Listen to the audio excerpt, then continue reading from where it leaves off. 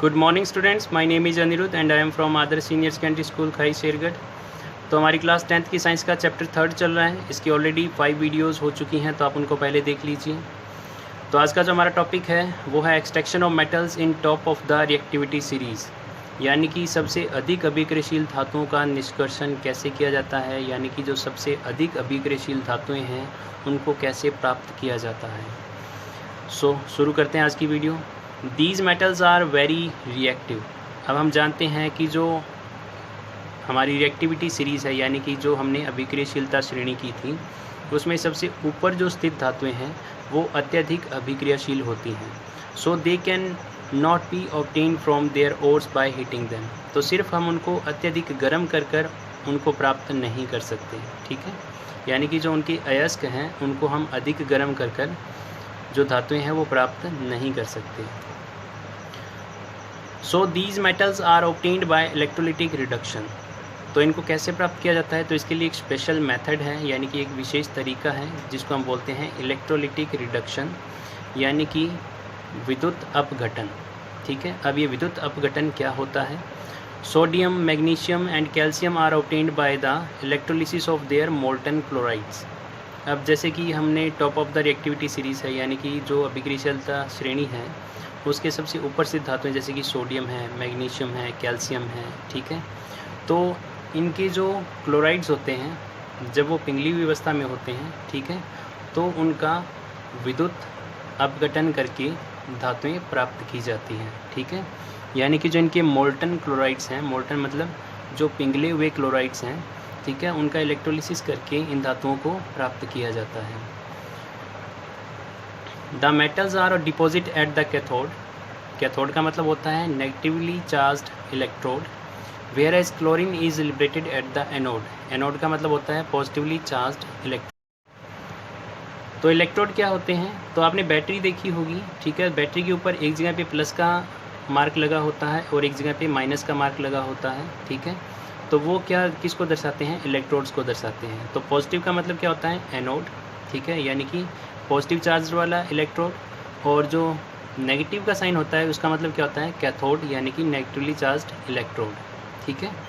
तो इलेक्ट्रोलिसिस का मतलब क्या है कि विद्युत गुजार कर जब किसी धातु को प्राप्त किया जाता है। तो कैसे होता है? तो जो मेटल है वो डिपॉजिट हो जाएगी किस पे? कैथोड पे, यानी कि जो ऋणात्मक आवेश वाला इलेक्ट्रोड है, ठीक है, उस पर जो शुद्ध धातु है वो इकट्ठी हो जाती है, जमा हो जाती है, ठीक है। और जो क्लोरीन है वो एनोड पर मुक्त हो जाती है, यानी कि धन आवेश वाले इलेक्ट्रोड पर वो मुक्त हो जाती है। अब ये क्लोरीन कहाँ से आती है? ठीक है, तो मैंने आपको पहले ही बताया कि जो पिघले हुए इनके क्लोराइड्स होते हैं, ठीक है, तो उनसे इन धातुओं को प्राप्त किया जाता है। तो क्लोराइड्स का मतलब क्या है कि क्लोरीन प्रेजेंट है, तो क्लोरीन कहाँ से रिलीज़ होगी? एनोड साइड से, ठीक है। और जो शुद्ध धातु होगी वो कहाँ पे होगी? कैथोड साइड में। तो इसको थोड़ा सा और ध्यान से समझ लेते हैं। यहाँ पे क्या किया जाएगा कि एक सेटअप बनाया जाता है, ठीक है, जिसमें 2 इलेक्ट्रोड लगाए जाते हैं, एक एनोड एक कैथोड, यानी कि एक धन आवेश वाला इलेक्ट्रोड और एक ऋण आवेश वाला इलेक्ट्रोड, ठीक है। और क्या किया जाता है कि इसके अंदर जो इलेक्ट्रोलाइट डाला जाता है, यानी कि विद्युत अपघटन, जिसको हिंदी में हम कहते हैं, यानी कि जो इसके अंदर सॉल्यूशन डाला जाएगा वो किसका डाला जाएगा? मोल्टन क्लोराइड का, ठीक है। यानी कि जैसे सोडियम को प्राप्त करना है तो सोडियम क्लोराइड का सॉल्यूशन इसके अंदर डाल देंगे, ठीक है। तो उसको हम कहते हैं मोल्टन क्लोराइड, यानी कि वो एक प्रकार का सॉल्यूशन होता है। अब क्या होगा, जैसे ही हम इसके टर्मिनल को कनेक्ट करते हैं, यानी कि इलेक्ट्रिसिटी पास करते हैं, विद्युत गुजारते हैं, तो क्या होगा कि इस विलयन में से जो शुद्ध धातु होगी वो कैथोड पे जमा होनी शुरू हो जाएगी, यानी कि कैथोड पे डिपॉजिट होनी शुरू हो जाएगी, ठीक है। और जो क्लोरीन होगी क्लोराइड से जो अलग होगी, ठीक है, वो एनोड से रिलीज़ होनी शुरू हो जाती है। तो इस तरह से जो प्योर मेटल है वो हमें यहाँ से प्राप्त हो जाती है, ठीक है। यानी कि जो सबसे अधिक अभिक्रियाशील जो धातुएं हैं वो हमें इलेक्ट्रोलिसिस मेथड के थ्रू प्राप्त हो जाती है। तो आई थिंक कि आपको ये टॉपिक समझ में आ गया होगा। तो नेक्स्ट टॉपिक है रिफाइनिंग ऑफ मेटल्स, यानी कि धातुओं का शुद्धिकरण, जिसको हम कह सकते हैं, या फिर हम परिष्करण कह सकते हैं। तो धातुएं जो जितनी भी धातुएं प्राप्त होती हैं वो शुद्ध रूप में नहीं। The metal produced by various processes are not very pure, यानी कि धातुएं किसी भी तरीके से प्राप्त जो होती हैं उनके ओर्स से यानी कि अयस्कों से, तो वो शुद्ध रूप में नहीं होती हैं।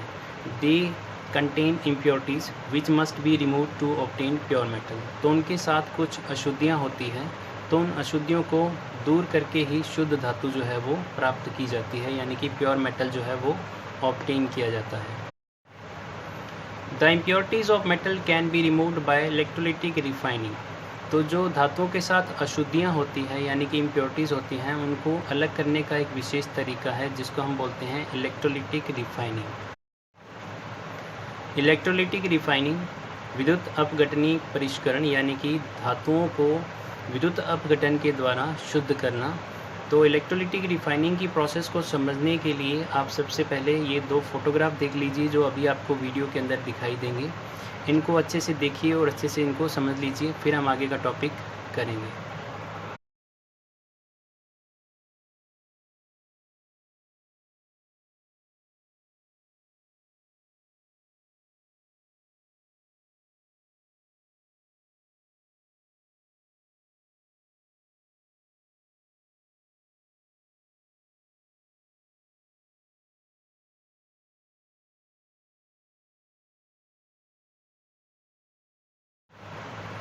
आई होप कि आपने जो फ़ोटोज़ हैं वो अच्छे से देख ली होंगी।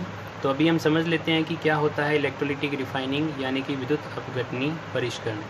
In this process the impure metal is made the anode and the thin strip of pure metal is made the cathode. यानी कि इस विधि के अंदर क्या किया जाता है कि जो इम्प्योर मेटल होती है यानी कि जो अशुद्ध धातु होती है उसका क्या बनाया जाता है, एनोड, यानी कि धन आवेश वाला इलेक्ट्रोड बनाया जाता है। और जो कैथोड होता है वो किससे बना होता है, वो बना होता है शुद्ध धातु से। यानी कि जिस अशुद्ध धातु का एनोड बनाएंगे यानी कि धन आवेश वाला हम इलेक्ट्रोड बनाएंगे, उसी धातु शुद्ध धातु का हम क्या करेंगे, कैथोड बनाएंगे। यानी कि देखिए बनी तो दोनों एनोड और जो कैथोड होता है वो सेम ही प्रकार के मेटल से बना होता है, लेकिन एक में इम्प्योर लगा होता है, ठीक है, एनोड साइड में, और जो कैथोड साइड में लगा होगा वो बिल्कुल प्योर फॉर्म के अंदर लगा होगा। A solution of metal salt is used as an electrolyte. अब इलेक्ट्रोलाइट क्या होता है, इलेक्ट्रोलाइट का मतलब होता है विद्युत अपघटन, यानी कि जो सॉल्यूशन हम उसके अंदर ऐड करेंगे, ठीक है, जैसे कि हमने पीछे फोटोग्राफ के अंदर देखा। On passing the current through the electrolyte, यानी कि जैसे ही हम इस विलयन में से विद्युत गुजारेंगे, the pure metal from anode dissolve into the electrolyte. तो जो एनोड होगी यानी कि जो धन आवेश वाला इलेक्ट्रोड होगा, उसमें से प्योर जो मेटल है वो किस में घुल जाएगी, इलेक्ट्रोलाइट के अंदर, यानी कि विलयन के अंदर, यानी कि जो हमने उसमें सॉल्यूशन डाल रखा है उसके अंदर। N equivalent amount of pure metal from the electrolyte is deposited on the cathode. और उतनी ही मात्रा के अंदर क्या होगा कि जो शुद्ध धातु है वो किस पे जमा हो जाएगी, कैथोड के ऊपर, यानी कि ऋण आवेश वाले इलेक्ट्रोड पे। तो देखिए हमने जो एनोड बनाया था वो अशुद्ध धातु का बनाया था, तो जब उसमें से विद्युत गुजरती है तो अशुद्ध धातु में से जो धातु है, ठीक है, वो किस में चली जाती है, सॉल्यूशन के अंदर, यानी कि जो हमने विलयन उसके अंदर ले रखा है उसमें चली जाती है, ठीक है। और जितनी धातु एनोड से यानी कि धनावेश वाले से सॉल्यूशन में जाएगी, तो उतनी ही प्योर जो मेटल है, शुद्ध धातु, वो सॉल्यूशन से किस पे जमा हो जाती है, कैथोड के ऊपर, यानी कि ऋण आवेश वाले इलेक्ट्रोड के ऊपर। नेक्स्ट है एनोड मड, जिसको एनोड पंख कहा जाता है। क्या होता है anode mud? In the insoluble impurities settle down at the bottom of the anode is called anode mud। अब क्योंकि जो एनोड बनाया जाता है वो किससे बनाया जाता है, अशुद्ध धातु से, यानी कि इम्प्योर मेटल से बनाया जाता है, ठीक है।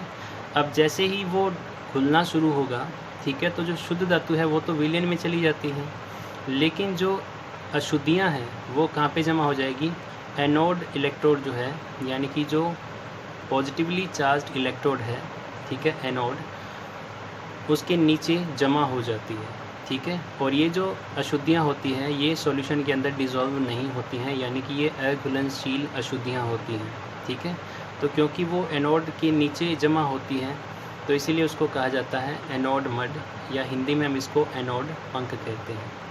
तो आज के लिए बस इतना ही। आई थिंक कि आपको आज की वीडियो के टॉपिक जो हैं वो अच्छे से समझ में आ गए होंगे।